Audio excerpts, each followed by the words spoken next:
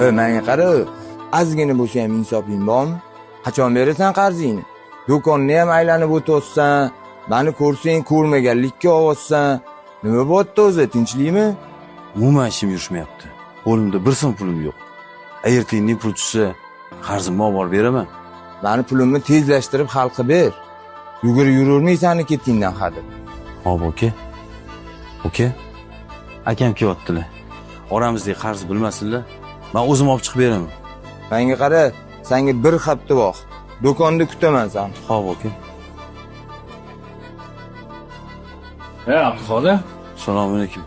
Va alaykum assalom. Yaxshimisiz? Yaxshi keldik. Keling, jiyanlarim hamma yaxshimi? Keling, uy kiramiz.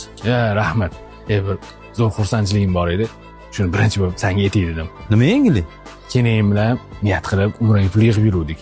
Shu niyatimiz amalga oshadigan bo'lib qoldi. Voy aka, zo'r-ku. Tabriklayman. Keyin ham rosa xursand bo'lgandirlar. Rosa xursand. Men qara, men bor ekim, yuz bejo ko'rindi. Tinchlik ish qilib. Ha, tinchlik, mahallamizda aka. Ukasini puldor bola deyishadi. Ukasi bilan hal qila qolaman. Yaxshimisiz? Keling, rahmat. Siz Abduqodir akasimisiz? Ha, ukasiman, tinchlikmi? Ukangiz mendan qarzi bor. Qachondan beri bermay qochib yuribdi. Oka, o'rtamizdagi qarzimizga okamni aralashtirmaylik. Olib chiqib beraman. Keyin gaplashaylik. Yo'q. Hozir shu yerda okaning guvohligida gaplashamiz. Hech bir qarzi bor. 3 million qarzi bor. O'zi xabaringiz bormi? Xotin bola chaqasi ham ketib qolgan. Bunaqa 3 tiyin puli yo'q odam kimga kerak?